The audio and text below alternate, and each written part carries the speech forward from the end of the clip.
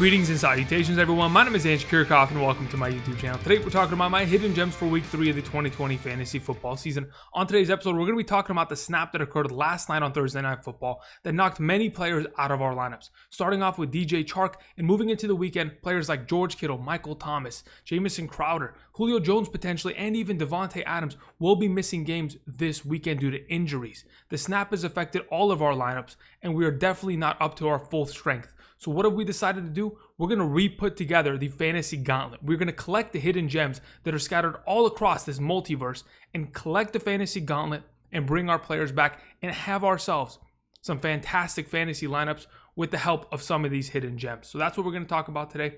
We're going to put together the fantasy gauntlet. I'm going to talk about 6 hidden gems that, in my opinion, are players that are undervalued and under rostered as of this moment going into week 3, which they all have relatively advantageous matchups.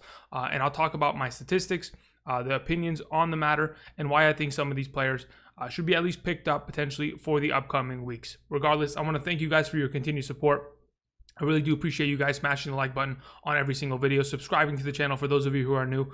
Again, we're almost at 27,000 subscribers. I cannot believe we've gotten to this point. But again, I really do appreciate it. Make sure you click the subscribe button, join the community, because we're going to be creating fantasy football content here for the entirety of the 2020 season. So to stay up to date with my content, besides just subscribing, you can click that bell notification button. It'll notify you when my latest video has dropped. Now that we've covered all of our bases, we can go ahead and move on to our hidden gems for week 3 of the 2020 fantasy football season. Starting off with Ryan Tannehill, quarterback of the Tennessee Titans. We're going to go ahead and have him be the power stone this week. So we'll go to Xandar, aka Tennessee, to collect this hidden gem. Ryan Tannehill is in a pretty advantageous matchup this week against the Minnesota Vikings, who are definitely struggling on the defensive side of the ball. On top of the fact that they're going to be undermanned this week. The fact that Anthony Barr is out due to the surgery he just had, and 2 of their starting cornerbacks, Cameron Dantzler and Mike Hughes, are both going to be out this week with injuries. And yes, Ryan Tannehill won't have his number 1 wide receiver, A.J. Brown, on the field this week, but that hasn't stopped him in the past and definitely didn't slow him down last week. Last week against the Jacksonville Jaguars, 18 for 24 passing, 239 passing yards, 4 passing touchdowns, 0 turnovers, 12 rushing yards. He has been a fantastic quarterback since week 7 of last season. Since week 7 of last season, his regular season fantasy football point average has been absolutely incredible. He's averaged 22.6 fantasy points per game in a 4-point per passing touchdown format in the last 12 regular season games.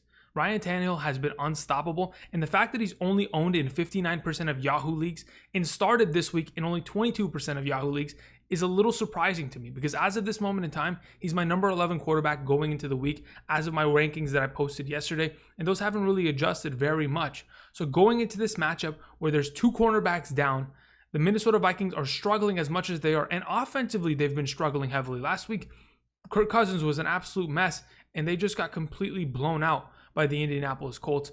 I think to myself, there's a very good chance the Tennessee Titans, with their solid defense, bringing in Clowney, being able to put pressure on Kirk Cousins, they're going to first force turnovers, get the ball more into Ryan Tannehill's hands. He's going to be efficient, effective with it. The running game is always going to be there. But again, the fact that he's been scoring as well as he has, and he's had so many 4-touchdown games. I mean, it's an absolute ridiculous stat and how well Ryan Tannehill has been playing. And a lot of people are ignoring the fact. So I wanted to bring it to your guys' attention again. Ryan Tannehill, one of these sleeper quarterbacks, and definitely a hidden gem going into this week's matchup. Regardless, we're going to go ahead and move on and talk about our next hidden gem. Let's go ahead and throw Ryan Tannehill here up on the screen. And we'll talk about our next hidden gem, which is Tre'Quan Smith, wide receiver of the New Orleans Saints. Now, going into this coming week, again, Mike Thomas is going to be out due to the snap. His injury has held him out, high ankle sprain. He'll probably be out for another 2 weeks potentially, but he's definitely on the road back. But until then, Tre'Quan Smith is going to be asked to fill into the Michael Thomas role, and that's what he did on Monday Night Football against the Las Vegas Raiders. In week 2 against the Las Vegas Raiders, Tre'Quan Smith had a pretty good performance with 7 targets leading to 5 receptions and 86 receiving yards. And though he's not going to be the number 1 receiving option of this offense going forward, most likely that's going to be Alvin Kamara with the amount of targets he's been getting. But I think that the way that they used Tre'Quan Smith on Monday night, having seen him play 88% of the offensive snaps, he's going to be the Michael Thomas for this team as of right now, until Michael Thomas returns. And that in itself is going to lead to way more targets and way more opportunity than Tre'Quan Smith typically gets This offense definitely had a hard time finding their step and finding their rhythm. And I think going into this upcoming week against the Green Bay Packers, who give up the 9th most points to opposing wide receivers, I think Tre'Quan Smith has a very high likelihood of being utilized in this offense and heavily targeted by Drew Brees, who again needs another wide receiver to pass the ball to. He couldn't really find a connection with Jared Cook last week. Alvin Kamara seemed to be the only receiving option in this offense that was relevant or at least open on majority of the play. So hopefully Tre'Quan Smith, having played a little bit more, gotten more experience under his belt over the last couple of years, can step up into this Michael Thomas role. And this upcoming week against the Green Bay Packers, in a game that could relatively be a shootout between two of these teams, he could step up and dominate. Again, he's only owned in 22% of leagues right now.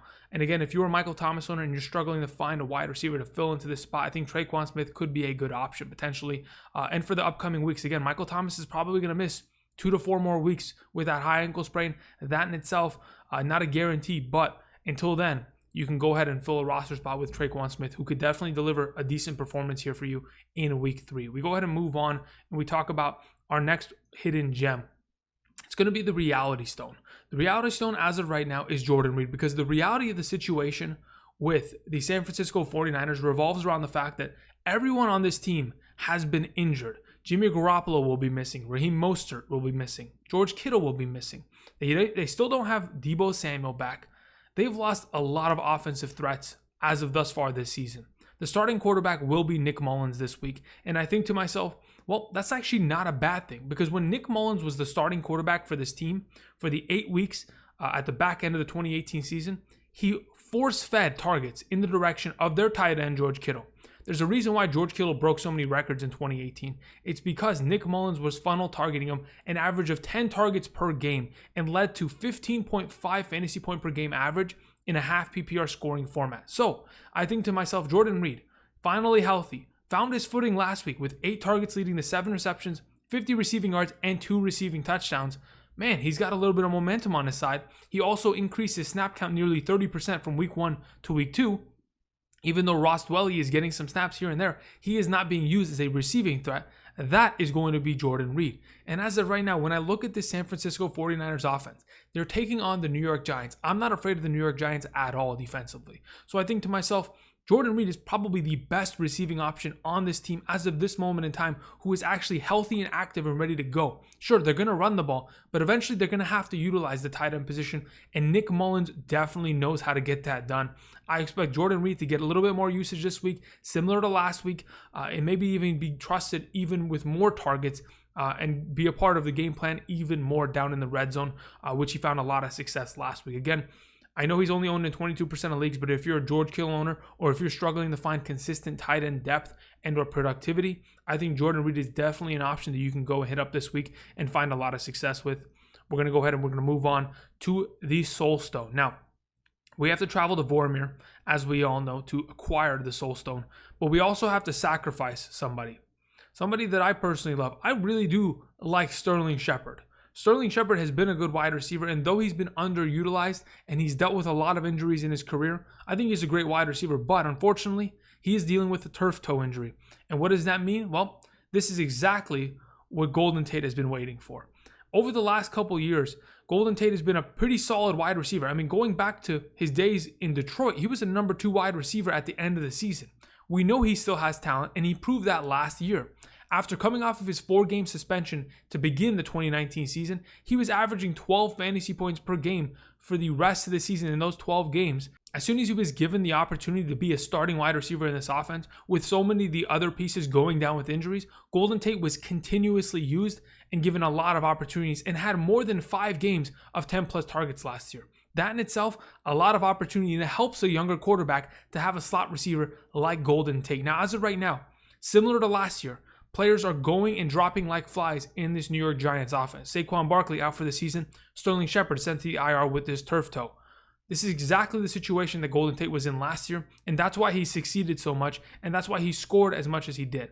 As of this current moment in time, Golden Tate is owned in 37% of leagues, and as of right now, could probably be owned in a lot more considering what he's capable of doing. Last week, played 62% of the offensive snap count, had 5 targets leading to 5 receptions, and 47 receiving yards. Again, he's going to be utilized more. And as of this moment in time, I look at that San Francisco 49ers defense, and I'm not as intimidated anymore.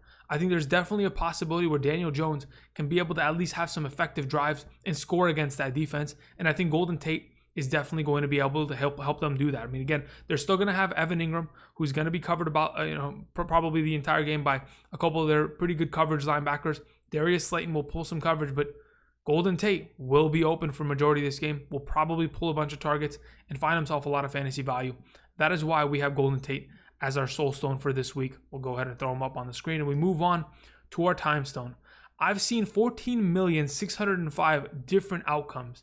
And this week, week 3, the one outcome that works the most is Larry Fitzgerald, Larry Legend, being a relevant fantasy option for many of our rosters against the Detroit Lions secondary. Again, we've talked about this secondary being battered up and bruised and injured, but we haven't talked about the potential of what Larry Fitzgerald can do this upcoming week. Last week, he had himself 7 targets leading to 7 receptions and 50 yards. A pretty decent game in a PPR or a half PPR setting, whatever you play. But the thing is, this upcoming week, Christian Kirk will be injured and out. As of right now, besides DeAndre Hopkins, there really isn't another receiving threat outside of potentially Christian Kirk and Larry Fitz. And with the fact that Christian Kirk will be out of this week's lineup injured, Larry Fitzgerald, Larry Legend, it's finally time for you to step up and show everyone why you are still playing. Last year, week 1, let's not forget, Larry Legend had a 13 target, 8 reception, 113 receiving yard game and a touchdown against the Detroit Lions. Once again, it's finally time for Larry Legend to prove why he's a first ballot Hall of Famer and why he's still playing and helping this Arizona Cardinals offense. Again, he's not just there because he loves the game, but because he deserves to be there, and he's one of the best wide receivers still in the league. I guarantee you this, he's going to be able to pop off this week. He's only owned in 21% of leagues, which is a little bit surprising to me. Again, if you're playing in a deeper league, I think Larry Fitzgerald, not a bad option as this week's time stone. A guy that definitely could take advantage of this, hurt defense and the fact that there's going to be a lot of targets up for grabs and not too many receivers on this, Arizona Cardinals offense healthy and ready to get them. Regardless, Larry Legend thrown up on the board, and we move on to our final hidden gem for this week. It's Logan Thomas, tight end of the Washington football team.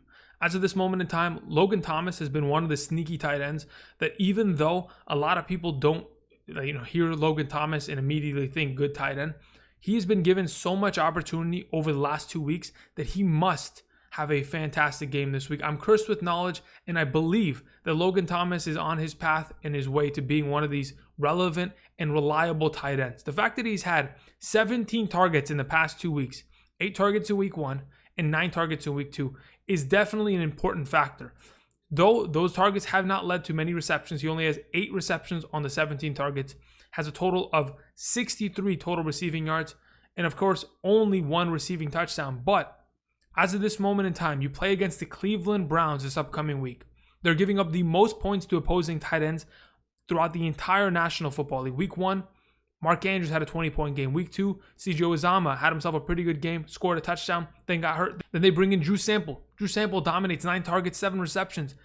I 100% believe that the Cleveland Browns linebacking core safeties, they're not going to be able to cover the tight end position. And the amount of work and opportunity Logan Thomas has been granted over the last 2 weeks, that's not going to stop now. That is going to continue with guys like Steven Sims injured and them not being able to get as many running backs active in the passing game. Logan Thomas will once again be an active part of this offense, playing last week 91% of the offensive snap count and only being rostered in 31% of leagues.